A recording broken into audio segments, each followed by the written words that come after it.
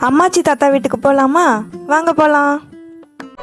தென்கிழக்கு தேன் சிட்டு செம்பருத்தி பூ முட்டு செல்லம் கொஞ்சதே தாலாட்ட